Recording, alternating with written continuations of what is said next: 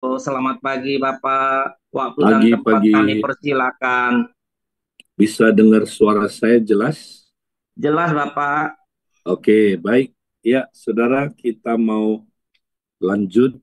Kita akan membahas tentang, ya, kita masih dalam eksposisi kitab Efesus. Nah, kita pada minggu kemarin sudah membahas tentang Efesus pasal yang kelima, ayat 22 sampai dengan ayat 33. Nah, temanya adalah relasi suami dan istri sebagai gambaran Kristus dan jemaat. Nah, kita akan melihat ini dan kita akan mempraktekkannya. Ingat saudara, kita mesti praktek karena orang yang mendengar firman tidak melakukannya, dia seperti orang yang membangun rumah di atas pasir. Dan ketika nanti ya angin datang, hujan datang, banjir datang, hancurlah rumah itu. Ya, kita tentu tidak mau menjadi orang yang tidak punya fondasi, ya, Kristus sebagai batu karang kita. Ya, kita mau saudaraku menjadikan Kristus fondasi, ya, yang kuat dalam hidup kita. Makanya kita mesti dengar firman dan melakukannya.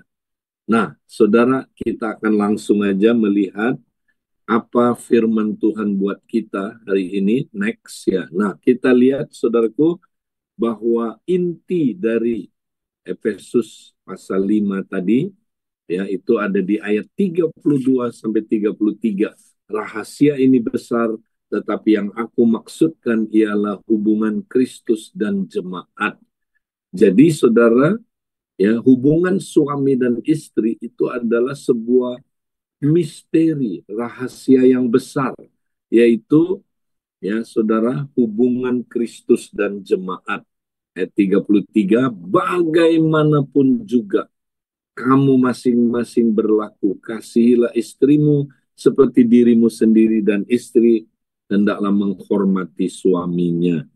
Nah, kalau orang ngerti, ya, rahasia tadi itu hubungan Kristus dengan jemaat, maka, ya, saudara, mereka akan berhasil dalam hubungan suami istri, ya, karena hubungan ini adalah hubungan covenant, saudara, hubungan perjanjian.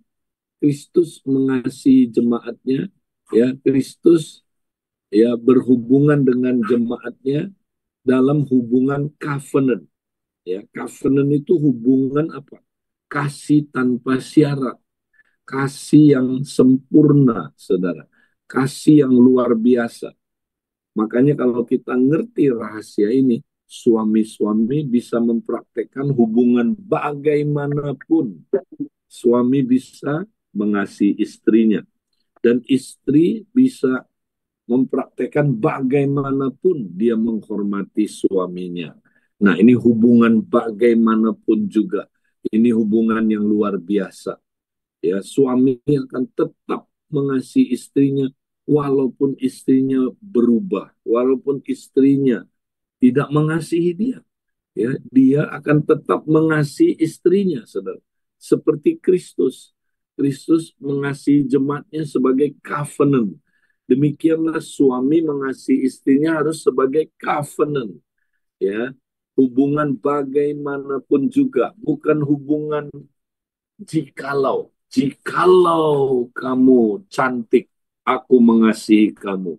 Jikalau kamu, ya, taat, aku mengasihi engkau. Jikalau engkau, ya, begini, aku mengasihi kamu. Ya, nah itu hubungan jikalau. Hubungan suami istri itu bukan hubungan jikalau, tapi hubungan bagaimanapun juga. Ini susah nggak praktek ini? Oh, susah. Nggak bisa mengandalkan kekuatan kita, nggak bisa, saudara. Ya, kalau kita, ya, saudara, tidak praktek ini, saudara, hubungan seperti Kristus dengan jemaat, kita akan jatuh ke dalam, ya, pola hubungan suami istri, ya, yang kedagingan. Nah, pola setelah manusia jatuh dalam dosa, next kita lihat, ini dia yang terjadi, ya, hubungan suami dan istri. Ya, kalau kita baca dalam Kejadian 3 ayat 15, ya, setelah manusia jatuh dalam dosa, ya, ini kata Tuhan tentang hubungan suami istri.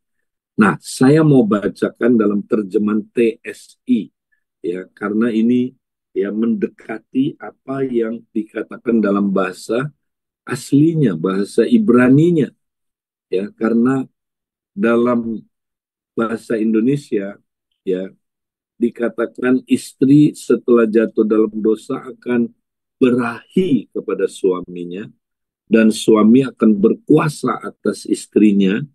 Nah, seolah-olah kata berahi itu hanya urusan seksual. Tapi kalau kita lihat bahasa Ibraninya, saudara, banyak penafsir Alkitab, hampir ya mayoritas penafsir Alkitab ya mengatakan kata berahi itu bukan mengacu hanya kepada seksual, tapi lebih luas artinya. Ya, nah, maka kita coba lihat dalam TSI, terjemahan sederhana Indonesia, kepada perempuan itu Tuhan berkata, aku akan memperbesar penderitaan dan kesakitanmu saat melahirkan. Ya, nah dia ini perhatikan, ini setelah manusia jatuh dalam dosa, kamu istri akan merasa ingin berkuasa atasmu, atas suamimu, tetapi dialah yang akan berkuasa atasmu. Wow. Jadi setelah manusia jatuh ke dalam dosa, saudara, istri itu ya punya keinginan ingin berkuasa atas suaminya. Wow. Ya, istri ingin jadi kapten, ya, tetapi dialah yang berkuasa atasmu. Nah, suami yang akhirnya berkuasa atas istrinya, ya, terjadi perebutan kuasa, ya, kalau dalam WB ini namanya dua kapten dalam satu kapal dua kapten, saudara. Nah, ini dia, ini hancur kalau kita, saudaraku, terapkan pola ini, ya. Nah, bahasa Inggris NLT bilang begini, and you, ini istri, you will desire to control your husband, but he will rule over you. Wow. Ini yang terjadi, saudara. Jadi setelah manusia jatuh dalam dosa, istri-istri punya keinginan mengontrol suaminya, ya, dan suami memerintah atas istrinya. Ini yang terjadi, saudara. Jadi istri-istri ingin merebut kuasa, mengontrol suaminya supaya dia yang jadi kepala, ya. Dan suami-suami memerintah. Nah, kata memerintah di sini bukan memimpin dengan kasih, saudara, tapi dengan diktatorship, ya, dengan apa, saudaraku, dengan kekuatan diktator, ya, memerintah dengan tangan keras, itu yang Yesus bilang. Memerintah, ya, pemerintah dunia ini memerintah dengan tangan besi, ya. Nah, ini nggak boleh, saudara. Dalam keluarga, ya, suami mesti memimpin dengan kasih. Harus dia memimpin dengan kasih. Ya, seperti Kristus memimpin dengan kasih. Kalau Kristus memimpin dengan kasih, istrinya pasti tunduk, pasti. Ya kan? Gerejanya pasti tunduk. Coba, Kristus mengasihi istrinya, saudara. Mengasihi jemaatnya. Sampai rela menyerahkan nyawanya. Lah, gimana nggak jemaatnya tunduk dan ya, kepada dia? Kenapa? Karena anak Kristus begitu mengasihi jemaatnya, pasti jemaat akan tunduk kepada dia. Demikian juga kalau suami yang mengasihi istrinya, saudara, seperti mengasihi tubuhnya sendiri, ya pasti istrinya, saudaraku, akan mudah tunduk kepada dia, hormat sama dia, ya. Nah, hubungan suami istri mesti begitu. Tapi setelah manusia jatuh dalam dosa, nah, ketika kita kedagingan, saudara, ya, Makanya kalau suami istri kedagingan, ini yang kita akan terapin. Istri akan berusaha menguasai suaminya. Terus berusaha, saudara. Dia mau kontrol suaminya. Akhirnya bisa ada dua ekstrim.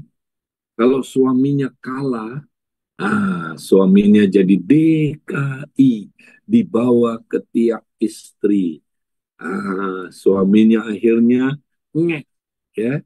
Istrinya yang berkuasa, istrinya yang jadi kepala, hancur. Ini yang disebut Babel, pola Babilonia, saudara.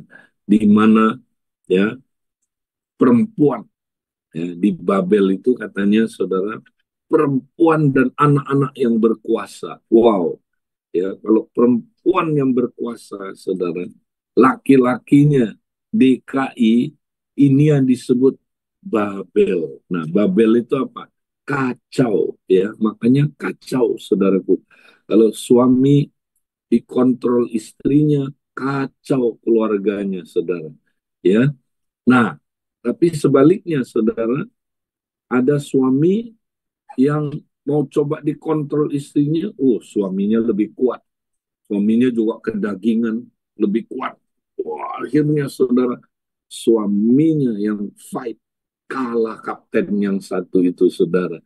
Nah, ketika suaminya berkuasa, dia diktator. Dia bukan memimpin dengan kasih seperti Kristus, ya, tapi dia memimpin dengan kekerasan.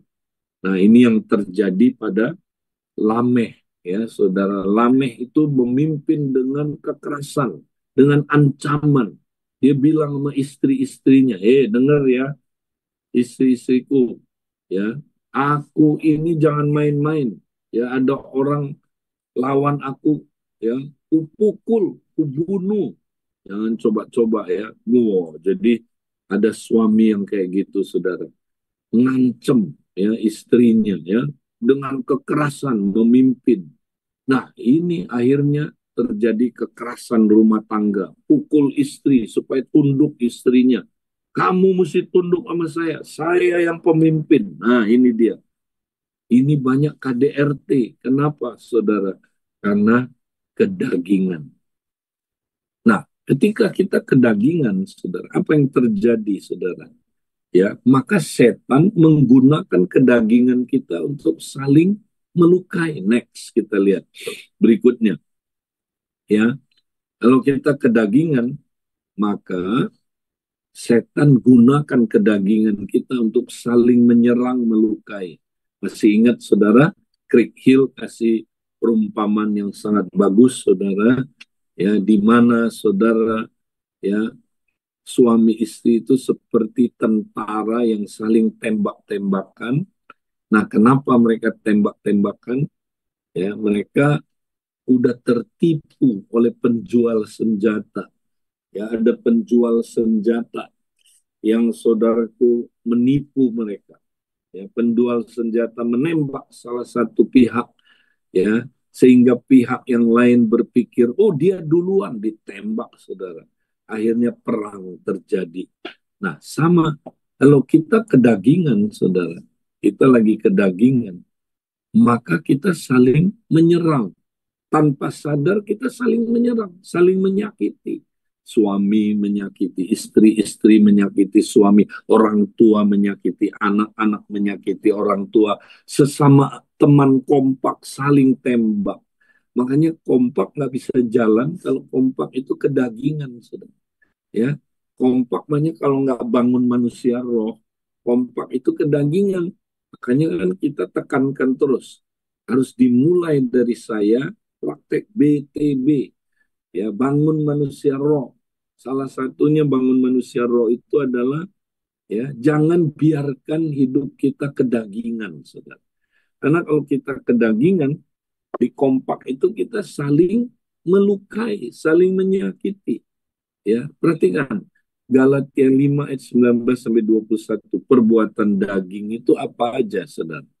Ya, perbuatan daging itu percabulan, kecemaran, hawa nafsu.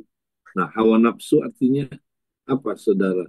Ya, keinginan untuk memuaskan diri sendiri dan mengorbankan orang lain. Penyembahan berhala. Lihat, banyak ya, perbuatan daging itu merusak hubungan, saudara. Sihir itu apa, saudara? Sihir itu mempengaruhi orang lain untuk taat kepada kita, untuk ya apa melakukan apa yang kita inginkan, tapi dengan kekuatan-kekuatan yang bukan dari Tuhan. Ya, suami coba membuat istrinya taat sama dia dengan cara apa? Sihir. Ya, sihir itu apa? Dia sihir istrinya, dia intimidasi istrinya, dia dominasi, ya dia manipulasi. Sama juga istri untuk mengontrol suaminya, dia menggunakan sihir. Ya, dia kuasai suaminya sedang supaya suaminya tunduk kepada dia. Ya, bukan dia tunduk kepada suaminya, caranya diintimidasi, caranya didominasi, caranya dimanipulasi, ya. Wanita suka bisa pakai manipulasi, ya, pakai air mata, atau pakai seks, ya, menguasai suaminya, saudara. Ya, nah ini dia perseteruan. Kalau kita perbuatan daging, kita berseteru. Suami istri makin jauh hubungannya. Karena perseteruan, perselisihan tuh, selisih terus. Jadi kalau saudara konflik terus nggak beres-beres, ya itu artinya saudara kedagingan, ya. Terus iri hati terus, ya saudara. Nah, amarah, kepentingan diri sendiri, pencitraan. Apa itu pencitraan, saudara? Keinginan untuk melukai pasangannya, itu pencitraan, roh pemecah, ya.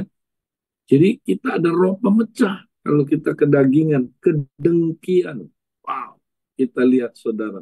Jadi kalau suami istri kedagingan, kita saling merusak, ya, saling menghancurkan. Itu iblis pakai kedagingan kita untuk hancurkan hubungan suami istri. Makanya akhirnya suami istri kok merasa makin jauh, ya, makin jauh, saudara. Dan kita nggak sadar. Kenapa? Ya, karena orang yang kedagingan, saudara, dia ya mengalami apa yang disebut dalam Roma 7. Next kita lihat. Roma 7 bilang begini, saudara. Ini Roma 7, Paulus sudah lahir baru, ya. Paulus lahir baru dari sejak Roma 5, Roma 6 dia jelaskan, ya. Nah, Roma 7 itu dia udah lahir baru, tapi dia masih kedagingan. Nah, ini dia. Artinya apa, saudara? Dia walaupun udah lahir baru, tapi dia belum mengerti bagaimana berjalan dalam roh. Bagaimana dipimpin roh, bagaimana dipenuhi dengan roh. Dia belum ngerti. Ya, makanya Roma 7 itu seperti ini.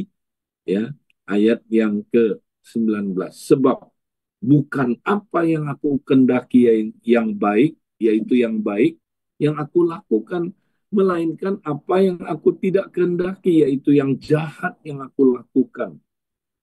Nah, ini dia, saudara. Jadi, kalau kita nggak dipimpin roh, kita nggak penuh roh, kita nggak, saudara, ya, berjalan dalam roh, kita akan mengikuti keinginan daging. Ya, sehingga apa yang kita mau lakukan yang baik kita nggak lakukan, tapi apa yang jahat, yang kita benci, justru itu yang kita lakukan. Nah, contoh, suami ingin mengasihi istrinya seperti Kristus mengasihi. Nggak bisa, nggak bisa. Yang keluar malah dia, yang keluar dari perbuatannya malah melukai istri. Ya kan? Dia ingin mengasihi istrinya, tapi yang istrinya rasakan, enggak tuh, gue nggak berasa dikasihi. Yang gue berasa suami saya melukai saya terus, menyakiti saya terus. Waduh, gimana dong? Nah, ini dia, saudara. Inilah yang terjadi. Nah, sama juga dengan istri. Istri ingin tunduk kepada suami, hormat sama suami. Tapi yang dia lakukan justru dia berontak, bukannya tunduk, dia tanduk. Ya, bukannya dia, saudaraku, apa melakukan, saudara, penghormatan, malah penghinaan. Ya, dia menolak suaminya.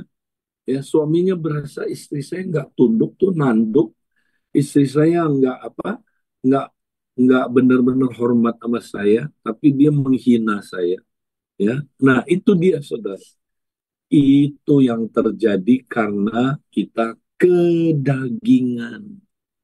Nah makanya saudara, ya supaya kita bisa praktek hubungan suami istri seperti hubungan Kristus dengan jemaat, apa kuncinya? Nah, mari kita lihat kuncinya. Ya, kunci memiliki hubungan. Ya, next. Hubungan seperti Kristus dan jemaat, apa kuncinya? Nah, Paulus bahas Efesus 5 ayat 22 sampai 33 itu diawali dengan pasal 5 ayat 18 sampai 21 dulu. Karena ini kuncinya. Jadi kunci untuk kita saudara mempraktekkan hubungan ya suami istri seperti Kristus dengan jemaat itu adalah dipenuhi dengan Roh Kudus. Nah, ini dia. Kita mesti dipenuhi dengan Roh Kudus. Ya, sebab kalau orang penuh Roh Kudus, saudara, dia baru bisa ya mempraktekkan kebenaran firman Tuhan. Kalau kita nggak penuh Roh Kudus, nggak bisa. Firman Tuhan itu nggak bisa kita taati dengan kekuatan sendiri, nggak bisa. Harus kita penuh dengan Roh Kudus, mengandalkan Roh Kudus. Karena Roh Kudus diutus sebagai penolong, supaya kita bisa ditolong taat sama firman. Ya, kita bisa apa saudaraku mempraktekkan hubungan ya suami istri seperti hubungan Kristus dan jemaat. Nah, ayat 18 bilang, dan janganlah kamu mabuk oleh anggur, karena anggur menimbulkan hawa nafsu, tetapi hendaklah kamu penuh dengan roh. Nah, kata penuh dengan roh ini, saudara, dalam bahasa aslinya adalah bentuknya adalah perintah. Ini bukan usulan, ini bukan pilihan, ini bukan ya suggestion, ya, apa usulan. Ini perintah. Kalau saudara nggak taat, ya saudara makanya nggak akan berarti saudara nggak tunduk sama Kristus. Ya, makanya saudaraku kita mesti taat penuh dengan Roh. Ini adalah bentuknya perintah. Ya, ini perintah. Mari kita taati, saudara. Ya, saudara sudah penuh dengan Roh hari ini.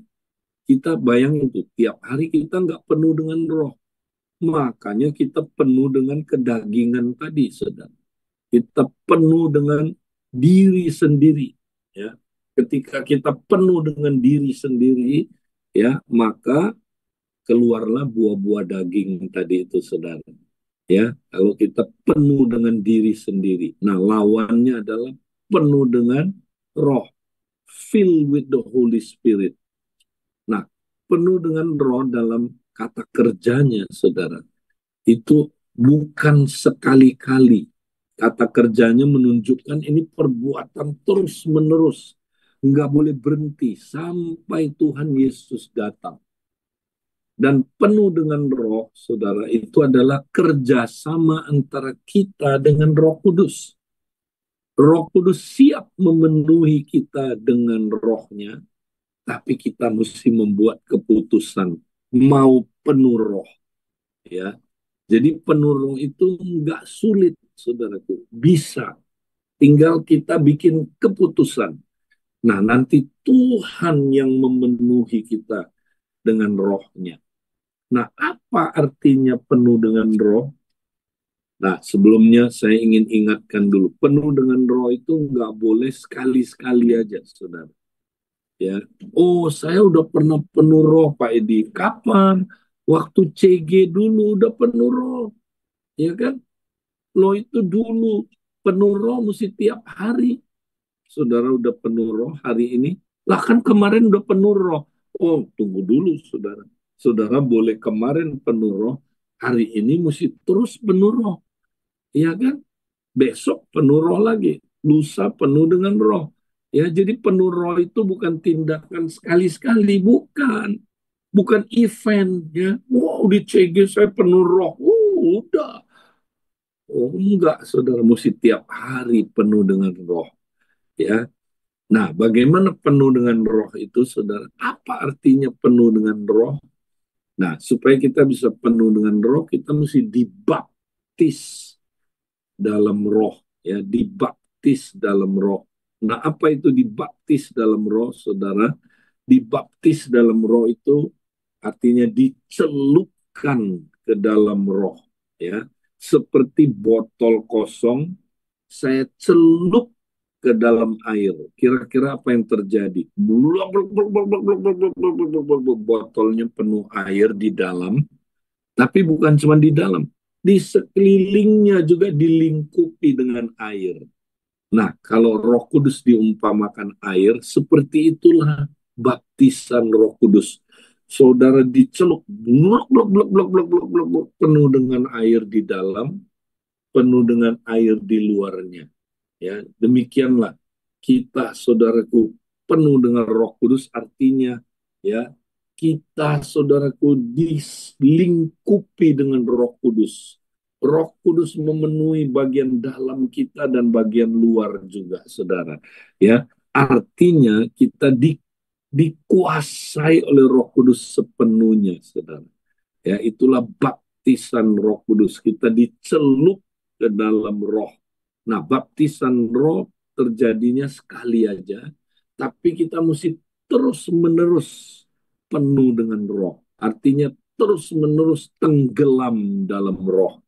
Ya, kita mesti tenggelam dalam Roh terus-terusan, saudara. Enggak boleh berhenti. Terus membiarkan Roh Kudus memenuhi kita. Ya, nah, ilustrasi yang paling luar biasa dijelaskan seperti dalam Yehezkiel 47. Masih ingat ketika Yehezkiel melihat aliran air yang keluar dari bait Allah, itulah Roh Kudus berupa sungai air kehidupan, ya, saudara. Nah, apa yang terjadi? Tuhan suruh, ya, supaya apa, saudaraku, Yehezkiel jalan makin dalam sampai tenggelam. Ya, Tuhan nggak mau, ya, kita hanya, saudaraku, ya, aliran airnya semata kaki. Kalau semata kaki, ya, cuman berapa, saudara? 5% hidup kita tenggelam dalam Roh Kudus. Yang 95%, ya, masih pakai kekuatan sendiri. Tuhan nggak mau, saudara. Tuhan mau kita pergi lebih dalam lagi. Ya, bukan cuma 20% hidup kita ditenggelamkan dalam Roh Kudus, tapi 100%. Jangan cuma 50%. Jangan cuma 90%. 100% hidup kita tenggelam dalam Roh Kudus.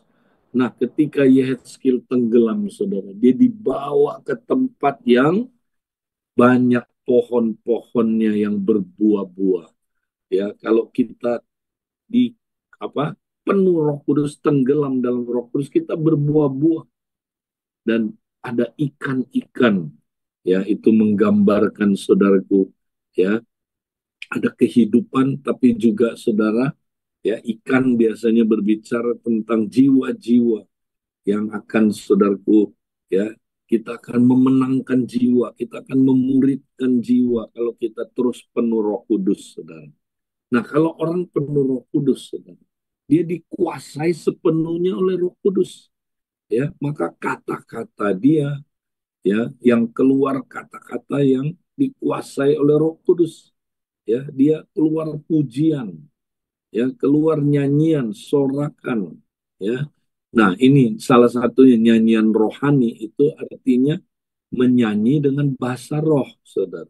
Ya, itu artinya nyanyian rohani, salah satunya.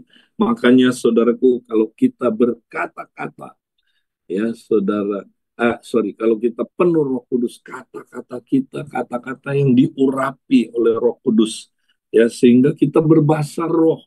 Bahasa roh membuat kita makin dikuatkan. Kita akan bernyanyi, bersorak, mengucap syukur. Nah, tapi bukan hanya itu, ayat 21, rendahkanlah dirimu seorang kepada yang lain dalam takut akan Tuhan. Kalau kita penuh Roh Kudus, saudara, maka kita bisa apa, saudara?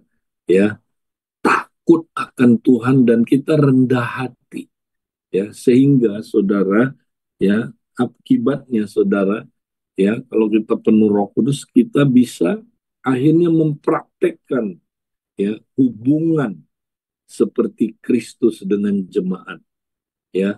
Nah, kalau kita udah saling melukai saudaraku begitu lama karena kita, ya, kedagingan, bagaimana supaya hubungan suami istri kita dipulihkan? Nah, saudara, next, maka praktekkanlah, ya, hubungan komunikasi, ya, dari hati ke hati. Kita mesti belajar berkomunikasi dari hati ke hati supaya kita sadar kita saling melukai dan kita saling menyembuhkan, ya. Nah, bagaimana kita praktek komunikasi dari hati ke hati? Nah, Craig Hill mengajarkan kita, saudara, praktekkan 2 pertanyaan dan 1 tindakan. Next, ya. Masih ingat, saudara? Tanya 2 pertanyaan ini satu dengan yang lain. Apakah ada tindakan dan perkataan saya yang telah melukai kamu? Suami tanya sama istri, istri tanya sama suami. Kalau jawabnya iya, nah, pertanyaan yang kedua, dapatkah kamu menjelaskan lebih detail bagaimana tindakan dan perkataan saya telah melukai kamu, ya. Nah, kalau dia sambil menjelaskan, kita mesti dengarkan dengan penuh dengan Roh Kudus, saudara. Ya, kita dengarkan dengan empati, kita dengarkan dengan rendah hati, kita dengarkan tanpa kita mencela atau apa, saudaraku, menjelaskan, ya, mengklarifikasi. Dengarkan dengan penuh perhatian, saudara, dengan empati. Nanti saudara akan mendengar suara Tuhan. Jangan bela diri. Nanti saudara akan dengar suara Tuhan, ternyata saudara sudah melukai pasanganmu. Ya, dari situlah saudara, saudara minta maaf, ya, dan karena saudara tidak melihat kesalahan dan dosa tersebut. Kalau saudara praktekkan ini sebagai disiplin yang terakhir, disiplin doa 6 menit tiap hari, saudara, suami istri. Coba praktekkan ini, saudara. Next, ya, doa 6 menit tiap hari. Ya, saya praktekkan ini, saudara. Saya dan istri saya praktekkan hampir tiap hari. Ya, dan kami selalu, saudaraku, praktek ini, ya. Jangan sampai miss, terus jadikan ini disiplin, ya. Dan luar biasa, saudara. Hubungan kami, saudaraku, dipulihkan, ya. Hubungan kami makin dekat. Praktekkan ini bukan hanya hubungan suami istri, tapi orang tua dengan anak bisa mempraktekkan ini, ya. Juga kompak, saudara. Nah, itu yang kita mau praktekkan, saudaraku, ya, dalam hubungan suami dan istri. Dan saya minta maaf hari ini karena saya dan Mardi sedang ada dalam konferensi misi, ya. Jadi kami, ya, saya tidak ada tanya jawab hari ini, dan saya serahkan selanjutnya kepada teman-teman yang bertugas. Biarlah Tuhan memberkati kita semua. Tuhan, kita nanti ketemu lagi, ya, minggu depan. Tuhan memberkati. Terima kasih, Pak Eki.